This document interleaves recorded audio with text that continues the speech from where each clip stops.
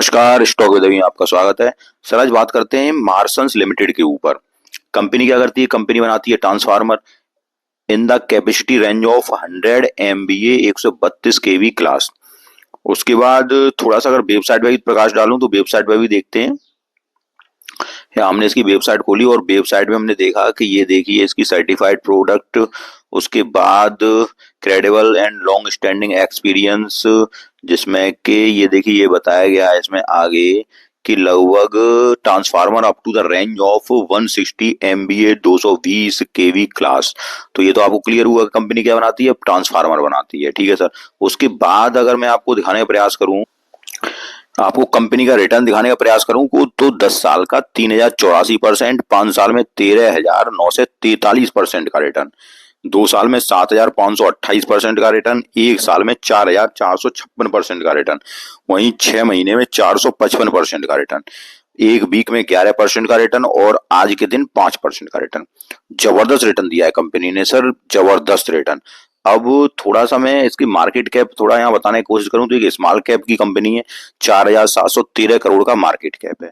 Book value पर share अगर देखी जाए तो 6.23 की है। उसके बाद यहाँ मैं आपको थोड़ा सा अब इसके फंडामेंटल में लेके आया हूं, तो फंडामेंटल और टेक्निकल एनालिसिस दोनों ही करेंगे। टेक्निकल एनालिसिस करेंगे, चार्ट एनालिसिस करेंगे, चार्ट पे चलेंगे और फंडामेंटल एनालिसिस करेंगे। कंपनी क्या आगे ऐसा ही रिटर्न दे सकती है, और अगर कंपनी ऐसा रिटर्न दे सकती है तो हमें किस प्राइस पे बाइंग करनी चाहिए, तो सारी कुछ बातों में चर्चा करेंगे। और अगर आपको वीडियो पसंद आए तो एक बार वीडियो को लाइक करें, चैनल को सब्सक्राइब करें। तो सबसे पहले मैं आपको इसका मार्केट कैप तो मैंने बताया, करंट प्राइस चल रही है 274 रुपए की, हाई लगाया इसने 356 रुपए का और लो इसका है 5 रुपए 75 पैसे का। पीई रेशियो देखा जाए तो 354 का पीई चल रहा है, मतलब 354 के पीई पे ट्रेड कर रही है, जो कि बहुत ही हाई पीई है। बुक वैल्यू कितने की है? बुक वैल्यू है 6.23 की, तो बुक वैल्यू से भी बहुत ही महंगा शेयर चल रहा है।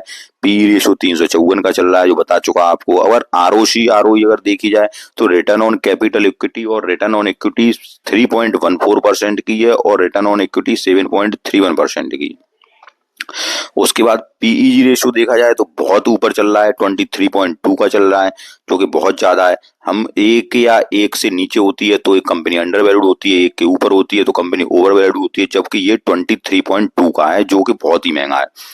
उसके बाद अगर मैं आपको बताऊं क्वार्टरली सेल्स बाद 2039% का है, प्रॉफिट 1560% का है, कर्जा इसके पास नहीं है, ये अच्छी बात है। रिजर्व 900 करोड़ के रिजर्व है। पिट्रोस की स्कोर 5 का है, जो कि दर्शाता है कंपनी 4 और 5 की है, तो आपकी औसत कंपनी मानी जाती है। ठीक है सर। उसके बाद फ्री कैश फ्लो भी कंपनी के पास है, प्लेज्ड परसेंटेज 10.8% की है सर। कंपनी के शेयर कितने प्लेज हैं? 10.8 शेयर की है। सर एक बात मैं आपको और बताना चाहूंगा कि जब भी किसी कंपनी को आप एक स्मॉल कैप कंपनी देखें तो आपको क्या करना है, ये आपको ध्यान रखना है कि स्मॉल कैप कंपनी में स्मॉल ही रिटर्न, स्मॉल कैप कंपनी में रिटर्न तो बहुत मिलता है, लेकिन अगर वो चलती है तब रिटर्न जबरदस्त मिलता है। अगर कंपनी फंडामेंटली अच्छी है तो रिटर्न जबरदस्त मिलता है, लेकिन कंपनी जब नीचे आने पे आती है तो उतना ही घाटा होता है। आप ये बात ध्यान रखिए, इसलिए हमेशा याद रखिए मार्केट में कि स्मॉल कैप कंपनी में स्मॉल निवेश, उससे भी छोटी कंपनी है, अगर 1,000 करोड़ से कम कंपनी है तो माइक्रो निवेश। सर अगर आप इन बातों का ध्यान रखेंगे तो आप मार्केट में हमेशा सफल रहेंगे, ये मैं आपको हर वीडियो में बताता हूं। जब भी आप किसी कंपनी में निवेश करें तो उसके फंडामेंटल देखें, उसकी कंपनी को देखें कि कंपनी करती क्या है। सर आज आप लोगों के पास बहुत सी सुविधाएं हैं जिनका आप लाभ उठाइए। गूगल पे जाइए, स्क्रीनर पे जाइए, तमाम वेबसाइट हैं जिन पे आप पता करिए कंपनी करती क्या है। जब कंपनी करती सब कुछ है, सही काम कर रही है, उसके बाद उसका फंडामेंटल ठीक है, तो फिर उस बात पे आइए कि स्मॉल कंपनी स्मॉल निवेश। आज ऐसे बहुत से मैसेज आते हैं जो काफी लोग सर स्मॉल कैप कंपनियों में फंसे और लगभग उनका पैसा लगभग 80% तक डाउन हो चुका है। तो वो और पैसा उनने कितना लगाया है? पैसा लगाया है, किसी ने 5,000 शेयर ले रखे हैं छोटी कंपनी के, किसी ने 10,000 शेयर छोटी कंपनी के ले रखे हैं, मतलब जिसका प्राइस कम है। तो आप इन बातों से बचिए। स्मॉल कैप कंपनी है तो स्मॉल निवेश करना है, लार्ज कैप कंपनी है तो आप लार्ज निवेश कर सकते हैं, कोई दिक्कत की बात नहीं है। इन बातों का आप हमेशा ध्यान रखिए। सर शेयर मार्केट में पैसा कमाना इतना इम्पोर्टेंट नहीं है जितना कि पैसे को बचाना। अगर आप मार्केट में 2 साल रहते हैं और अपना पैसा जो आपके पास है उस पैसे को ही बचा लेते हैं तो आप एक स्मार्ट इन्वेस्टर हैं। ठीक है सर। अगर उस पैसे को आप 2 साल तक बचाए रख रहे हैं, जो शेयर ले रहे हैं वो बचाए रख रहे हैं, तो यकीनन आप तीसरे साल में लाभ ले जाएंगे। ठीक है सर। अब वो पैसा ही आपने खत्म खत्म कर दिया, 70-70 80-80% नेगेटिव हो गया है पैसा, तो फिर आप क्या करेंगे वो आप बताइए मुझे। इसलिए इन बातों का आप ध्यान रखिए। जहां भी स्मॉल कैप कंपनी आ जाए तो निवेश कैसा करना है, स्मॉल निवेश करना है। अब आगे की हम बात करते हैं, आगे देखते हैं। तो ये देखिए करंट रेशियो कितने का चल रहा है, 6.02 का चल रहा है। करंट रेशियो ज्यादा हो तो कोई दिक्कत की बात नहीं, क्योंकि करंट एसेट्स और करंट लायबिलिटीज का ये अनुपात होता है। ठीक है सर। प्रमोटर की होल्डिंग 53.6% है। तो यहाँ पे अब जो बातें नजर आई, एक तो प्लेज परसेंटेज है। ठीक है सर। उसके बाद पेट्रोस की स्कोर 5 का है, कोई दिक्कत की बात नहीं है। उसके बाद डेब्ट इक्विटी कम है, कर्जा कम है कंपनी के पास।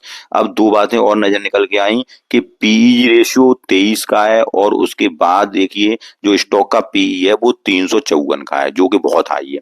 अब हम चलते हैं इसके रिजल्ट की तरफ। रिजल्ट क्या कहते हैं, अब हम इसके रिजल्ट पे आए तो क्वार्टरली रिजल्ट डिक्लेयर हो गया है। सितंबर के क्वार्टर में सेल्स 38.51 हुई है करोड़ की है। जून के क्वार्टर में 29.88 करोड़ थी। मार्च के क्वार्टर में 3.77 करोड़ थी। उससे पहले दिसंबर के क्वार्टर में 0.65 करोड़ थी। सितंबर के क्वार्टर में 1.80 करोड़ थी। ये देखिए ये लगातार सेल्स कम हो रही थी, लेकिन यहाँ से सेल्स बढ़ी मार्च के क्वार्टर से 3.77, और यहाँ से सेल्स बढ़ी आपकी 2024 से। ठीक है सर। यहाँ से फिर कंपनी का भी जबरदस्त रिटर्न रहा।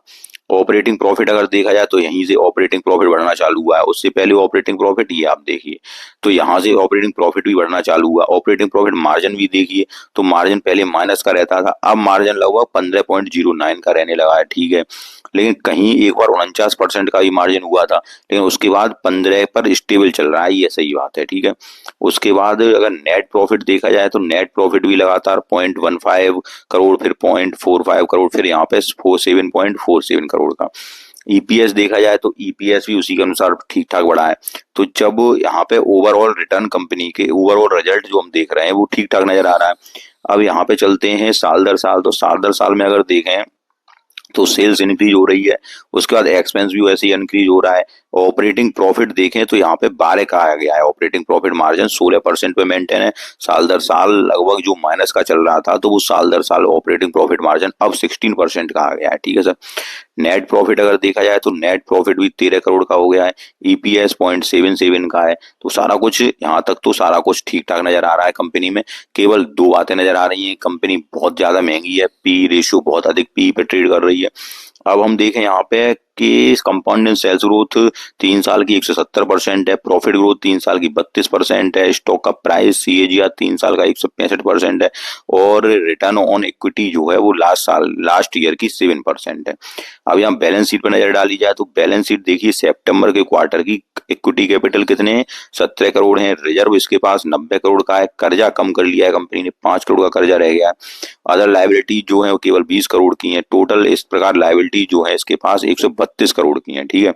जिसमें से फिक्स्ड एसेट 12 करोड़ का है, और उसके बाद जो कार्य प्रोसेस में कुछ भी नहीं चल रहा है, इन्वेस्टमेंट 45 करोड़ का है, अदर एसेट 74 करोड़ के। कंपनी की बैलेंस शीट भी ठीक ठाक नजर आ रही है। अब यहाँ पे हम चलते हैं रेशियो की तरफ। तो रेशियो पे ध्यान देते हैं।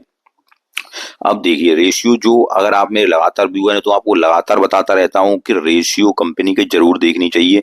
कंपनी कैसा कामकाज कर रही है, कितने दिनों में कामकाज कर रही है। तो debtor days, inventory days, days payable, और कैश कन्वर्जन साइकिल, और वर्किंग कैपिटल डेज, इन सबको अगर देखा जाए तो आप इन पर नजर डालिए। तो डेब्टर डेज 827 दिन के, बहुत ज्यादा है।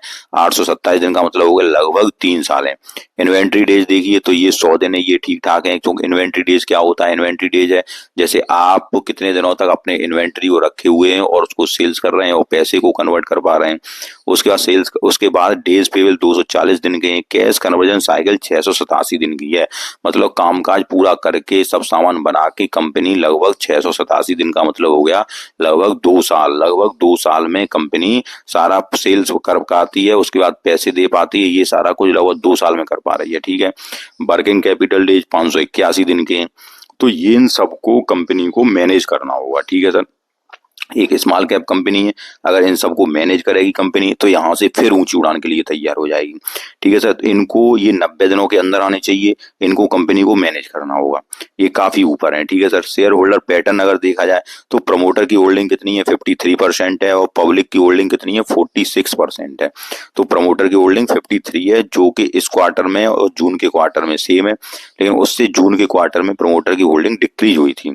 उससे पहले सेम रही थी लगातार, उससे पहले 75% थी, फिर ये डिक्रीज होकर अब 53% पे आ गई है। माल कहाँ जा रहा है, माल सारा पब्लिक धीरे धीरे लेती जा रही है। ठीक है सर, तो यहाँ तक तो ये आपने सारा कुछ देखा। इसके हम जब मैंने आपको सारे फंडामेंटल बताए, अब कंक्लूजन पे हम लोग बाद में पहुंचेंगे, इससे पहले हम चलते हैं इसके चार्ट की तरफ। मैंने सर इसका खोला चार्ट और एक मैंने ट्रेंड लाइन डाली है। ठीक है सर, उस ट्रेंड लाइन पे आपको बताने का प्रयास करूंगा। जब मैंने ये चार्ट खोला है तो चार्ट देखिए, ट्रेंड लाइन के लगभग वनडे चार्ट, वनडे कैंडल का चार्ट केवल एक ट्रेंड लाइन बेस पे चल रहा है, जो कि एक अच्छी बात है। यहाँ पे ये देखिए कि ये स्टॉक यहाँ से ब्रेकआउट दिया स्टॉक ने, कितने से, 273 रुपए से, फिर ऊपर कहाँ तक पहुंचा, ये पहुंचा 353 रुपए पे। ठीक है, उसके बाद फिर नीचे आया, उसके बाद कहाँ ये स्टॉक आया, फिर ट्रेंड लाइन का सपोर्ट लिया स्टॉक ने, और उसके बाद फिर ये मतलब चार्ट जो है वो टेक्निकल का पालन कर रहा है, ये अच्छी बात है। जो बढ़त हो रही है उसमें सही से हो रही है। जब चार्ट का पालन कोई चार्ट करता है, मतलब चार्ट पे ट्रेंड लाइन का पालन करता है, तो आप ये समझिए कि चार्ट ठीक ठाक जा रहा है कंपनी का। अब देखिए, अब मैं आपको एक बात बताऊं, इसमें चार्ट में स्टॉक ऊपर की ओर फिर अपर सर्किट लगाने लगा है। अगर अब ये स्टॉक यहाँ से ऊपर निकलता है, ये ऊपर सीधा तो निकलेगा नहीं, ये तो आप पता है कैसे चल रहा है चार्ट, वो आप देखिए। फिर अगर जब तक ये स्टॉक इस ट्रेंड लाइन के सपोर्ट पर रहेगा, नीचे की ट्रेंड लाइन पे सपोर्ट पर रहेगा, तब तक स्टॉक मजबूत रहेगा, ये आप ध्यान रखिए। अब आप चाहे कहीं पर भी इसको बाई कर लीजिए, लेकिन जब तक इस ट्रेंड लाइन के सपोर्ट में रहेगा, जैसे यहाँ से ऊपर जा रहा है स्टॉक, ठीक है, उसके बाद अगर ये स्टॉक नीचे जा रहा है तो आप ये ध्यान रखिए। अब थोड़ा सा मैं अगर मैं बताने का प्रयास करूं तो ये देखिए, जैसे यहाँ से चार्ट आएगा तो यहाँ जाएगा, उसके बाद फिर यहाँ से फिर ऊपर निकलेगा, फिर ऐसे जाए, फिर ऐसे जाए। ठीक है सर, वहां तक तो ठीक है। इस चार्ट का अगर सपोर्ट लेता है, ये जो मैंने ट्रेंड लाइन डाली है उसका अगर सपोर्ट लेता है, तो अगर इसका सपोर्ट नहीं लेता है और इससे बाई चांस नीचे निकल आता है, ये अगर नीचे निकलेगा तो यहाँ से फिर ये वीक जोन में चला जाएगा। ठीक है सर, तो आपको ये बात जरूर ध्यान रखनी है कि चार्ट आपको समझ में आया हो कि इस ट्रेंड लाइन के अगर नीचे निकल आएगा तो ये वीक जोन में चला जाएगा। ठीक है सर, अब थोड़ा आपको क्या करना है कि जहां ऐड करना है तो थोड़ी क्वांटिटी ऐड करनी है। उसके बाद अगर ये वीक जोन में आ जाए, नीचे आ जाए, क्योंकि वन वे रैली हुई है स्टॉक में, वन वे रैली आई है, ये अगर वीक जोन में चला गया स्टॉक तो यहाँ पे कंसोलिडेट करेगा। तो आपको क्या करना है वो आप ध्यान रखिए कि इस ट्रेंड लाइन के स्टॉक नीचे नहीं जाना चाहिए, जो मैं आपको दिखा रहा हूँ। वीकली चार्ट एक बार देख लें। ऐसा ये वीकली चार्ट है, वीकली चार्ट पे ही इसने ट्रेंड लाइन का सपोर्ट लिया, उसके बाद ये ऊपर की ओर चल दिया। अब ये स्टॉक ऊपर जाएगा फिर नीचे आएगा, जब तक ट्रेंड लाइन के सपोर्ट पे है तब तक स्टॉक मजबूत है। ट्रेंड लाइन से अगर नीचे निकलेगा स्टॉक तो वीक जोन में चला जाएगा, वहां पे फिर स्टॉक यहाँ कंसोलिडेट करेगा। वो कंसोलिडेट पीरियड लंबा हो सकता है स्टॉक का, ये है नहीं, अगर जब तक रैली दिखाएगा जब तक ये ट्रेंड लाइन के सपोर्ट पर ही रहेगा। तो सारी बातें आपको समझ में आई हो, तो इसका मतलब आपको क्या करना है, आपको ये करना है कि थोड़ी क्वांटिटी आपको अभी ऐड करनी है। ठीक है सर, अभी आप ऐड करिए। अगर ट्रेंड लाइन से नीचे चला जाए तो फिर स्टॉक को आप ऐड मत करिए तो ज्यादा बेटर है। हाँ, अगर आप इस तरह के इन्वेस्टर हैं कि हम तो 2-3 साल तक वेट कर सकते हैं तो फिर आप ऐड कर सकते हैं, कोई दिक्कत की बात नहीं है। लेकिन क्वांटिटी ध्यान रखना, स्मॉल कैप स्टॉक है तो स्मॉल क्वांटिटी ही ऐड करेंगे। और दूसरा तरीका क्या है, दूसरा तरीका ये है कि थोड़ी क्वांटिटी आप अभी यहाँ ऐड करिए, उसके बाद स्टॉक जब ब्रेकआउट दे, ब्रेकआउट कितने के ऊपर देगा, 352 रुपए के ऊपर, जब वहां ब्रेकआउट देगा तो आप 352, 300 जब 60 रुपए निकल जाए या 370 रुपए निकल जाए, वहां और क्वांटिटी ऐड कर लीजिएगा। स्टॉक रॉकेट की स्पीड में जाएगा और यहाँ से डबल फिर होने को तैयार हो जाएगा। कब, जब ब्रेकआउट दे देगा। तो आपको मेरी सारी बात समझ में आई होगी, मतलब थोड़ी क्वांटिटी अभी यहाँ ऐड करिए, ब्रेकआउट के बाद 350 रुपए के बाद ऐड करिए, स्टॉक रॉकेट की स्पीड में फिर ऊपर निकल जाएगा। आपको मेरी दोनों बात समझ में आई हो, ये अब आप डिसाइड करना है कि आप किस तरह के इन्वेस्टर हैं, आपको क्या करना है। ठीक है सर, अगर आप मुझसे जुड़ना चाहते हैं तो मैं अपना नंबर डिस्क्रिप्शन में प्रोवाइड करा दूंगा, वहां से आप मुझसे व्हाट्सएप पे जुड़ सकते हैं। ओनली इन्वेस्टिंग, केवल इन्वेस्टिंग, न कोई इंट्राडे, ना कोई फ्यूचर, ना कोई ऑप्शन, ओनली इन्वेस्टिंग। ठीक है, जो अगर आपको सारी बात समझ में आई हो तो आप मेरे वीडियो को लाइक कीजिए, चैनल को सब्सक्राइब कीजिए। धन्यवाद।